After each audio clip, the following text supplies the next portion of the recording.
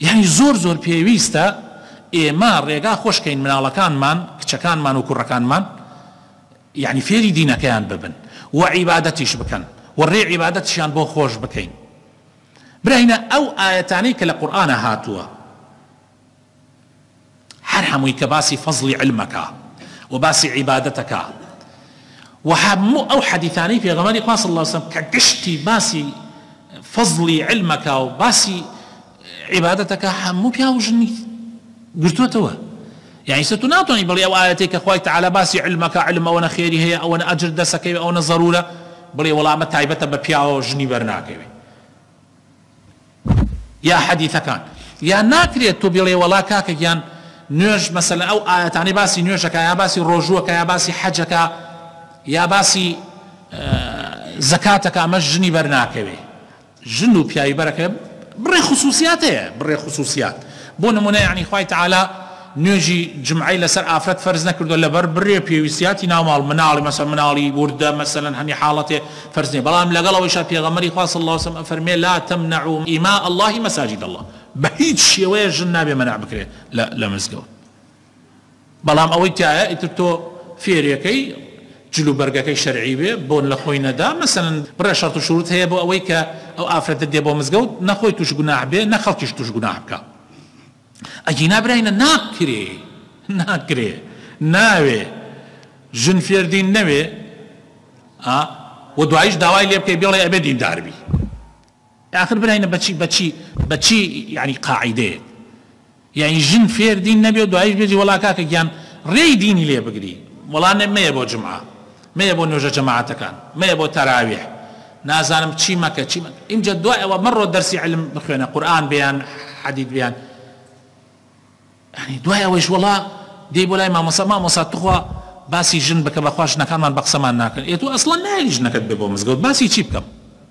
يعني تو هناي تو بيانش فرزاي لمزقوتا جمعة محاضرات عسران همو امانة ابيسيتو ملتزم نيد بدينك توا بريشت هي كمو كورتيت هي اي جنكت امانة هيك نابيسي واتوي مستربه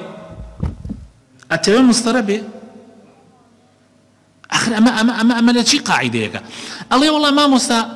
هني كسي الله ما موسى بون منكاتي الله باشوني افرد دروس كاين زور ضروره يسا اگر يمش مزغوتا كمان لبان بي بخوا بريك طاقت ثانيه بين بونيوش الين باب ينقاتي دوم زحمت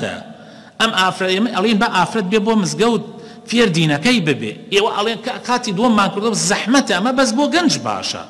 بو اوبانا افرد زور بي وي كدي بو مزغوت 8 هي فقراتي هي اجنو ايشيت بامز قوتي لبالا دروسكن سوريان لكومينت يان ديت اللات يا الله ما مصا كي ضروره افرد بيوم مزقود خو ضروري افرد بيوم مزقود اي بوز اي شلون ضروري اخر شلون ضروري ام افرد ديني ناقرك عبادتي ناقرك ناوي الذين كي شار زابي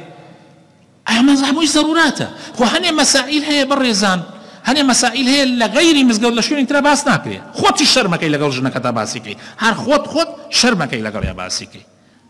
يا علي ما موسى بافرت نيبو مزقود مثلا بون من الريقا مثلا بيوان يا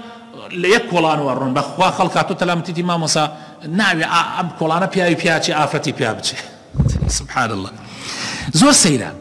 زور سيره باشا قينا تو هل او جنا او كتوا ومنعي مزقوتي ليكي اي باشا قينا تو نت يلا وقتي خوي بروتا مكتب لقل كرة جاري وهي هلا يك مكتبه ما مساكين بياو درسيانا داتوا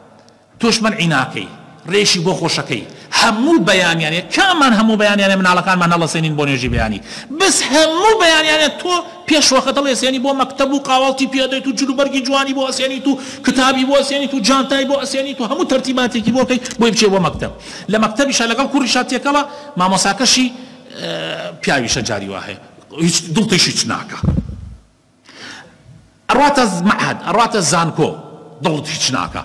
كورة زوريك لبسلمانان خوان بمسلمان ازان اهلي مزقوتن كتشكان ناردو لايران اخويني لا مصر اخويني لا اوروبا اخويني بتنيان رويشتو لقال هاوريكي كتشا لا اوروبا اخويني بس اريبون يجي جمعه ما سبق اخو نايو تو ولا ناو بازار رشا توج نكت وكتشكت اتشنا ناو بازار شتكرن معامله الغل بياوا اكن ادن بقي بياوا خۆ لە مستەشفا جاری وا هەیە دکتۆرەکە پیاوەکە ئەڕاتە لای ئەڵێ وڵات دکتۆرە و ناچارین منیش ئەڵێم لەوانەیە ینی ئەگەر نەبێت ناچاری قەیچێت بەس بۆ دینەکەش دەتۆزێک ئاتۆزێ شل بە وەکو شەرع داوای کردە نەک زیاڵەوە من ناڵێم سفور بێ بۆ مزگەوت مەسەلەن من قەتوان ئاێژم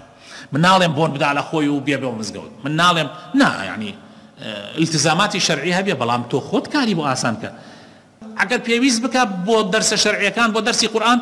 خۆت لای مناڵەکان بمێنەوە باش کچەکەت بچێ یان ژنەکەت بچێ دەرسێک بخوێنێ لای ئافرەتێک فێری قورئان بێ یعنی ئەمە گرنگترین بابەتە یعنی سەیرەکەی لای ئێمە